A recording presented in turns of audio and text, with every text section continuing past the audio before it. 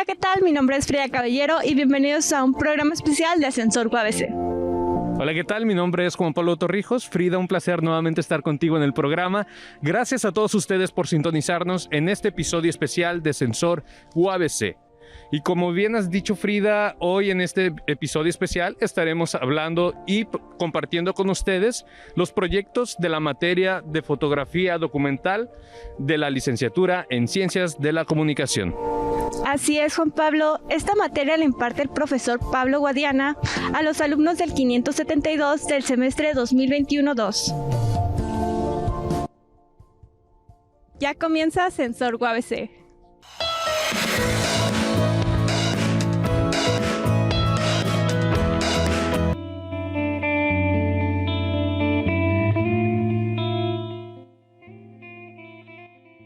Pensé que iba a ser un proyecto que nos implicaría más complicaciones de las que de por sí tuvimos, además de que sabía que íbamos a tener un acercamiento con un sector de la población que a lo mejor no es tan visto comúnmente y que podría resultar interesante. Bueno, mi expectativa del proyecto era más que nada ir a asistir a un lugar donde fuera como una escuela o algo similar, pero generalmente fuimos un asilo donde era también parte de una iglesia, era parte también de un refugio.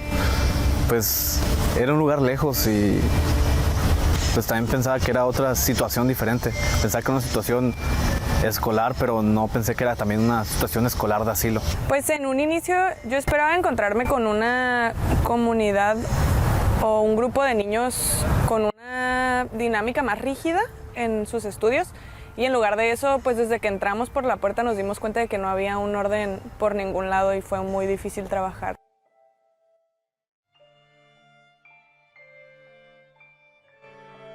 El primer problema que tuvimos fue porque la organización con la que estábamos trabajando, Border Youth, todavía no empezaba sus cursos, así que tuvimos que esperarlos a ellos para que nos dijeran ya hasta cuándo podíamos ir a visitarlos.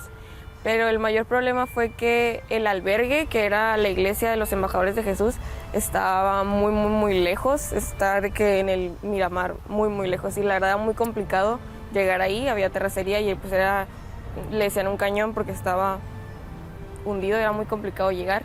Pues como problemas de producción, siento que no tuvimos demasiados problemas o que muchas veces o al inicio que no estábamos bien preparados nos coordinamos de una manera correcta porque tomamos fotos muy diferentes tonos, diferentes balances.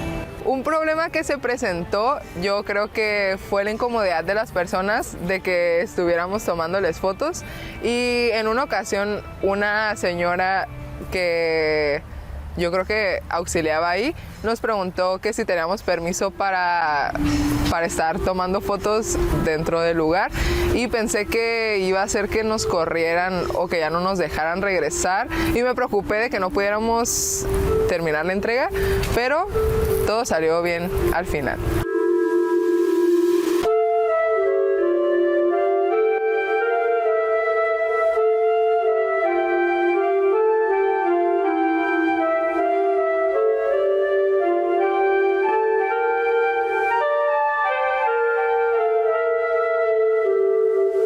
Una vez que llegas ahí, pues te das cuenta que todos vivimos, por lo menos nosotros, en una burbuja donde no nos damos cuenta del privilegio que tenemos y nuestros problemas no son tan significantes como los que tienen ahí. Te das cuenta que no todos tenemos las mismas oportunidades y algo como la educación ahí se vuelve un reto, porque no tienen un acceso fácil. Entonces es muy complicado que logren desenvolverse o tener una oportunidad de sobresalir o salir de donde están. Aprendí que los migrantes luchan constantemente con esta desigualdad social que se presenta, pues por lo menos aquí en Tijuana, y siendo niños también contra la falta de educación que pues conlleva esta desigualdad. Es muy sencillo querer ayudar como comunidad a un lugar como este templo de los embajadores de Jesús, pero siento que es muy difícil lograr empatizar con la situación porque nunca nos hemos encontrado con una realidad parecida a la que ellos viven. Pues aprendí que la realidad de estos niños es bastante cruel y es más triste de lo que esperábamos, y realmente organizaciones como Border Youth, aunque se esfuerzan mucho en ayudar, realmente no es suficiente, o sea, es muy poco, y ni siquiera con ayuda de la comunidad podrían abarcar todo lo que se necesita para darles educación a estos niños. Realmente necesitarían como apoyo financiado por el mismo gobierno y no lo tienen. Lo que entendí de la transformación en cuanto al aspecto comunicativo fue que hay personas en ese tipo de situaciones que no tienen una voz, y al nosotros poder documentar ese tipo de cosas y exponer esos problemas, les estamos dando una forma en la que hablen y exijan ayuda o lo que necesiten en esos momentos. Me pareció muy impactante y necesario poder documentar cómo viven cientos de personas en nuestra ciudad, y era algo que ni siquiera nosotros conocíamos, y estoy segura de que si más personas tuvieran la oportunidad de conocer el trabajo documental que realizamos, se sumarían a apoyar en el Templo de los Embajadores de Jesús. Me pareció interesante cómo los niños sí tienen como una cierta idea o perspectiva de dónde están, o sea, su situación, ya que muchas veces comentaban como, ay, es que yo me quiero ir al otro lado, yo no quiero estar aquí, o sea, en sus clases. O también como en los trabajos que hacían, tenían mucho esta idea como de no tener fronteras o un mundo como libre para transitar. Desconocía por completo la existencia de este lugar y del apoyo que se le brinda a las personas migrantes, pero fue como un cubetazo de agua muy helada el ver todas las camas de las personas con sus pertenencias ahí, como si toda su vida estuviera contenida en unas maletas. Claramente no conozco la historia de todos los que viven ahí, pero así lo percibí cuando hice la visita. Y ya, eso es todo. Me gustó mucho la experiencia, a pesar de que ver pues sus situaciones precarias sí era un poco triste. La convivencia con los niños sí fue muy agradable, ya que ellos pues siguen viviendo en inocencia, y al estar ahí nosotros y convivir con ellos pues era agradable, porque ellos, a pesar de que no trabajaban tanto en sus clases, pues seguían divirtiéndose y no cuestionaban nuestra presencia. Al contrario, sí querían salir y les daba curiosidad y nos hablaban como si nosotros fuéramos sus maestros, preguntándonos cosas, y pues en sí los niños hicieron que fuera bastante agradable.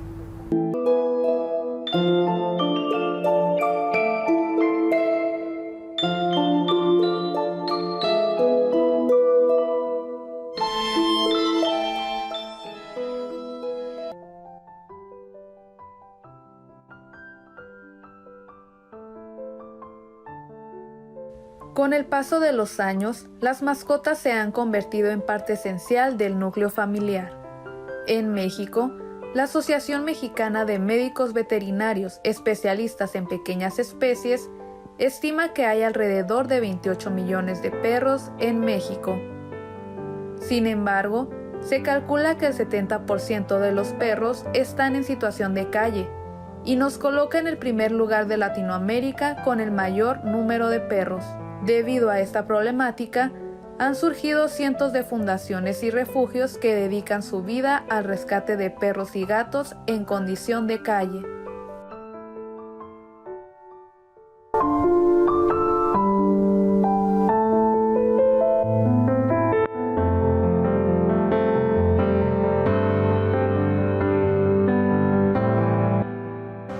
En lo personal, algunas de las expectativas que tenía acerca de este trabajo antes de realizarlo, pues básicamente estos lugares de refugios de animales lo imaginaba como algo bonito, algo que realmente al visitarlo miraría lo que eran los animales pues en buenas condiciones, pero la realidad fue otra. Al inicio pensé que sería más fácil poder contactar a las organizaciones, ya que en redes sociales habían varias páginas en donde se hablaba acerca de asociaciones de protección de animales. Sin embargo, con el paso del tiempo nos dimos cuenta de que muchas de estas instituciones pues no nos respondían o no nos daban el acceso para poder ir y tomar las fotografías. En términos técnicos tuvimos algunas dificultades, ya que en esta la iluminación nos jugó en contra, ya que había espacios muy reducidos que no podíamos o no teníamos la manera de maniobrar o utilizar el tripié para apoyarnos de esta manera, equilibrarlo, ya que tuvimos que utilizar ISOs muy altos, muy sensibles, lo que provocaba que la imagen o la calidad de la imagen se viera afectada a sí misma. Considero que uno de los principales problemas que tuvimos como equipo fue ponernos de acuerdo para saber quiénes iban a asistir a una asociación y quiénes irían a la otra, ya que normalmente Los eventos estaban programados a veces de un día para otro, algunas de las fechas no nos cuadraban, entonces teníamos que dividirnos para saber quiénes iban a encargar de ir a un lugar y quiénes iban a encargar de ir al otro. Aprendí de toda esta experiencia que es importante apoyar a los proyectos que tienen una índole social, porque no todos tienen la misma posibilidad de acceder a los mismos recursos, y mientras unos tienen posibilidades de ser un establecimiento estacionado en una plaza comercial, otros están en las periferias de la ciudad. Lo que aprendí del hecho social fotografiado es que necesitan mucho más apoyo por parte de las personas, ya que a la mayoría de los lugares a los que fuimos no estaban en muy malas condiciones. Además, algunas asociaciones no contaban ni siquiera con un lugar físico en donde pudieran tener a los animales. Creo que una de las transformaciones más interesantes del respecto al ámbito comunicativo es que la fotografía es una herramienta poderosa para contar historias, y no nada más historias ficticias, sino historias reales. Se piensa que la foto documental es algo que solo aparece en revistas de National Geographic o algo así, pero realmente está en nuestra vida, está en la cotidianidad. Este proyecto me hizo entender la importancia de darle visibilidad a este problema o cualquier situación social, como lo es la labor de los rescatistas, ya que estamos dándole voz a este problema por medio de las fotografías. Creo que al final en este proyecto tal vez nos vimos un poco reflejados o pudimos observar nuestra realidad, la realidad de otras especies como los gatos o los perros, en especial en situación de calle. Podemos observar como unos gatos o perros son muy privilegiados y tienen dueños amorosos que les compran comida, ropa, etc. Y otros que viven en situación de calle y básicamente pues vienen a esta vida a sufrir desde que nacen hasta que mueren. Logramos capturar la realidad de los rescatistas y su cotidianidad, además de el viaje que tienen los animales desde que son rescatados hasta que encuentran un hogar. Personalmente me quedo con la experiencia profesional de poder trabajar y colaborar con organizaciones fuera de la universidad, y también con la experiencia de trabajar y desarrollar mis habilidades fotográficas.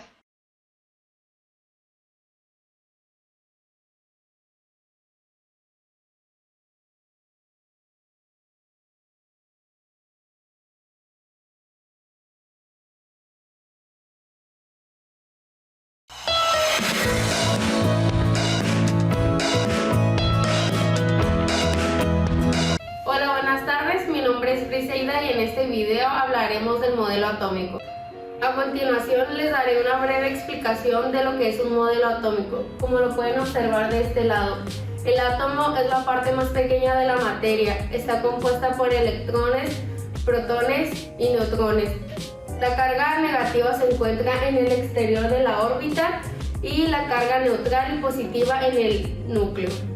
A continuación se realizará un experimento para que quede más claro lo que es un modelo atómico.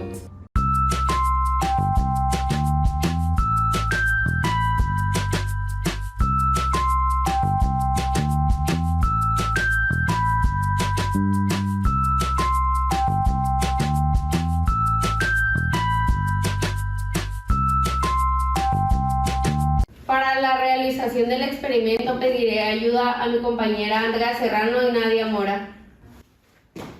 ¡Hola! ¡Empecemos! Paso número 1. Vertir el hielo seco en un recipiente o bol transparente. Recuerden usar guantes para vertir el hielo seco para mayor precaución. Procedimiento: vertir 235 mililitros de agua destilada en un recipiente. Y ahora 5 cucharadas de jabón líquido.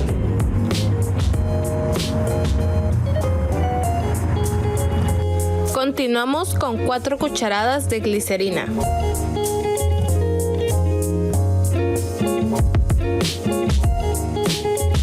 Y por último, mezclamos muy bien. Vertir aproximadamente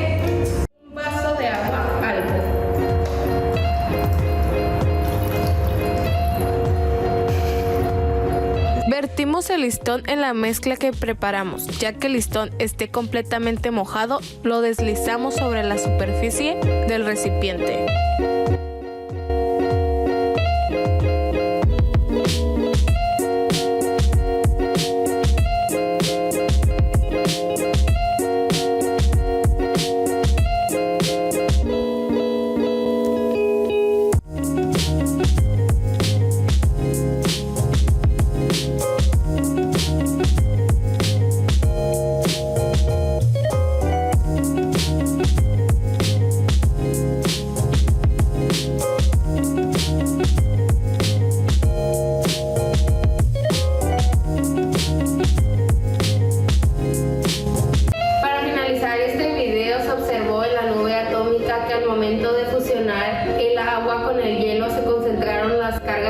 Positivas y neutrales en el núcleo, y al momento de inflarse la burbuja en el exterior se concentraron las cargas negativas.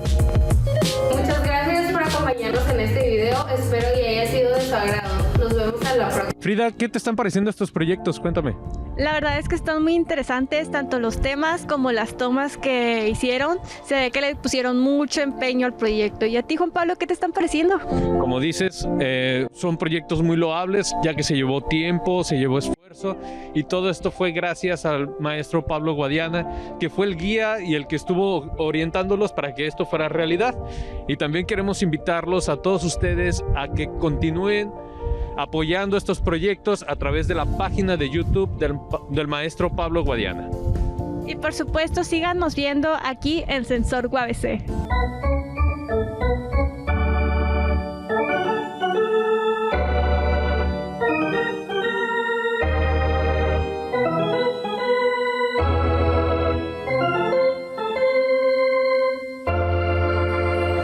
CUCOBRA se inició hace 25 años con el objetivo de que todas las niñas tengan un lugar a nivel estatal. Anteriormente no teníamos jugadoras de la edad de 10, 8, 12 años, 14 años. Hoy nosotros lo estamos logrando, como club y como liga de softball del Ligo de Otay.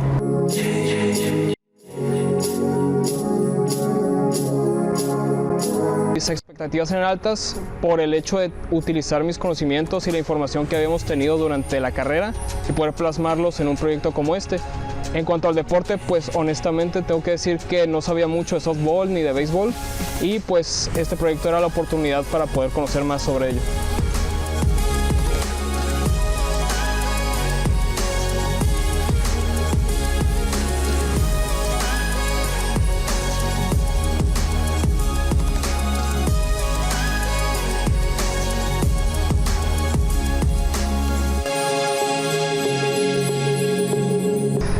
En cuestión de un poco más de con el equipo, fue el cambio que tuvimos del béisbol al softball, porque ya teníamos planeado más o menos cómo iba a ser todo con el equipo de béisbol y las ligas estatales, y tuvimos que modificarlo al equipo de softball local.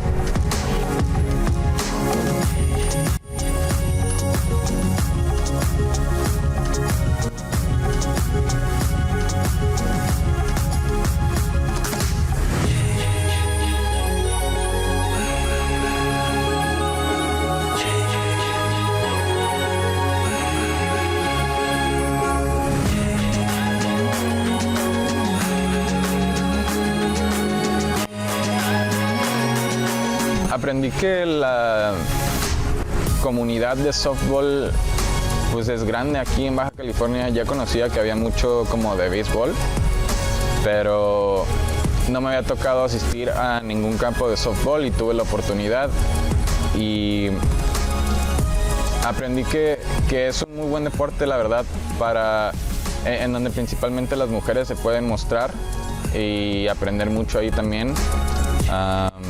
Y lograr grandes cosas, incluso llegar a niveles estatales ahí, siendo parte de Club Cobras.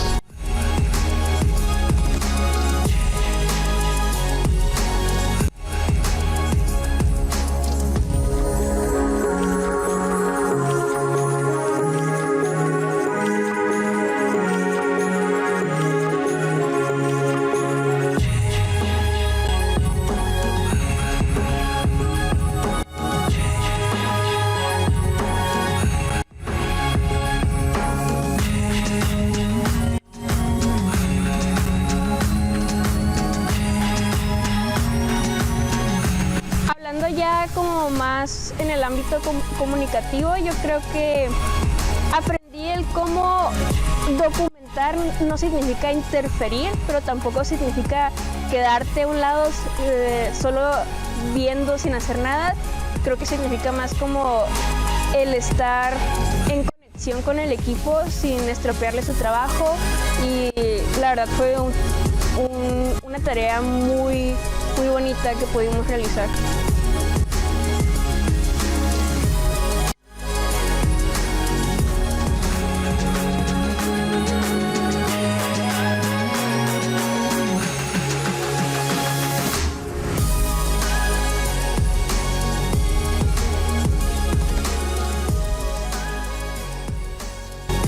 Siento que es un deporte muy diferente a los demás, porque pues tiene mucha acción, mucha disciplina, o sea, hay muchas emociones dentro del campo con tus compañeras, y pues porque me gusta mucho, me gusta pasar mis ratos libres entrenando, jugando.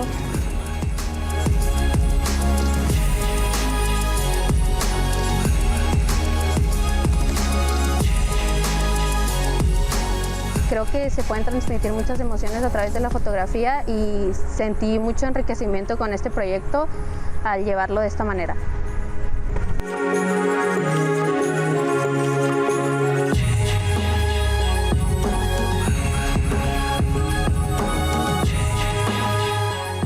Pues nada más agradecer al Club Cobras por permitirnos ser parte de ellas en estos últimos partidos, y nos recibieron muy bien, fueron muy atentos con nosotros, y pues nada, muchas gracias y ojalá podamos seguir colaborando y trabajando juntos.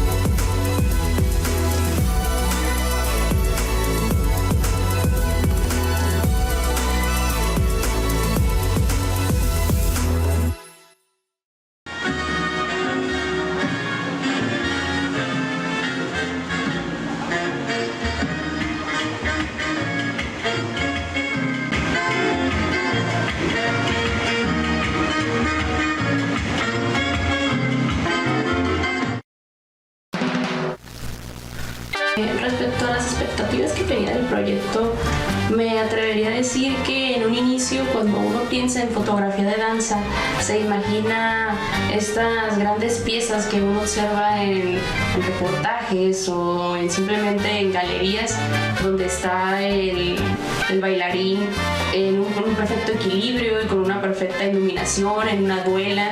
Pero en ese momento creo que se me había olvidado que estábamos en documental y que realmente vamos a fotografiar lo que es el ser humano, ¿no? El ciudadano o la persona promedio en un lugar quizá con no las mejores condiciones, ¿no? Entonces obviamente sí fue un primer choque al llegar a estas locaciones como el IMAC o como este salón de baile, salón social, sobre todo Chipún Callao, y darse cuenta de que, oh, espera, pero realmente no es como un estudio de baile como uno se lo imagina.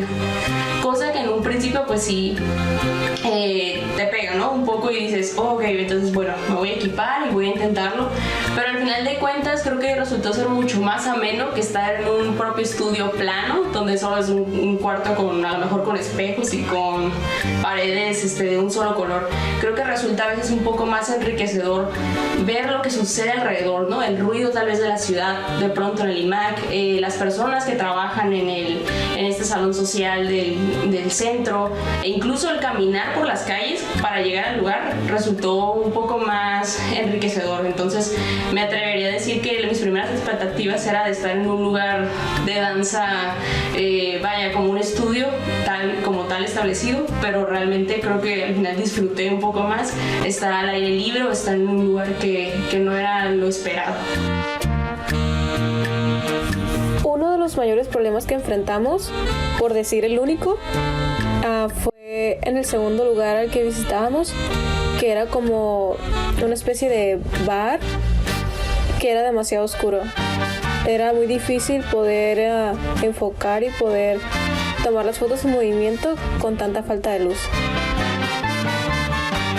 Había visto grupos de baile que tenían como esta división de comunicación, y lo que me mostró es que el baile, no importa la edad que tengas, una persona de 20 años puede darle clases a alguien de 40, alguien de 50 puede darle clases a alguien de 15, y que realmente la comunicación siempre es buena no importa, o sea, realmente no importa la edad.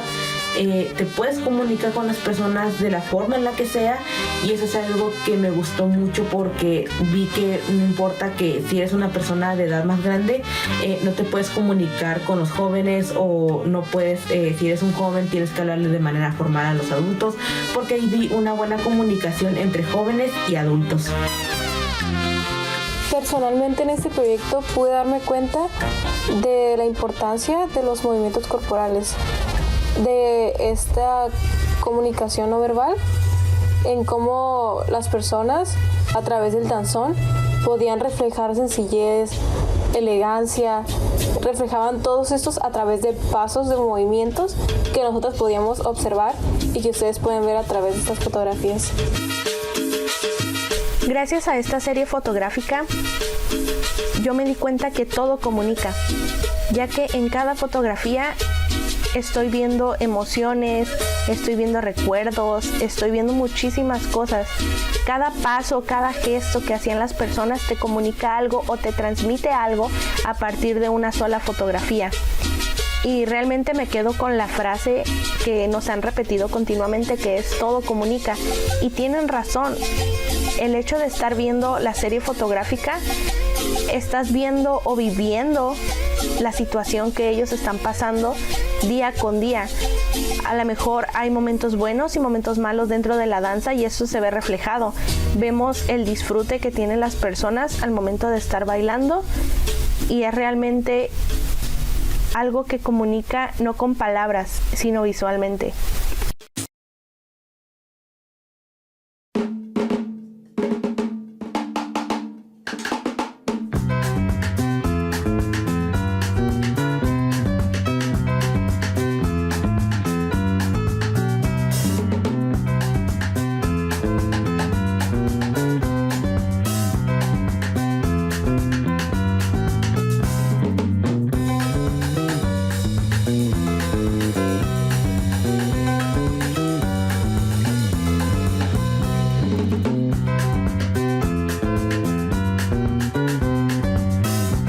Les agradecemos que nos acompañaran en un episodio especial de Sensor UABC. No olvides que puedes vernos todos los domingos a la 1:30 por Síntesis TV.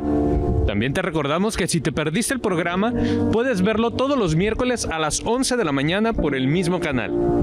Y no olvides que tenemos redes sociales como Facebook e Instagram, donde nos puedes buscar como Sensor UABC. Y en caso de que te hayas perdido algún episodio de la temporada pasada, nos puedes buscar en YouTube como Sensor UABC. Esto es Sensor UABC, detectando el quehacer universitario.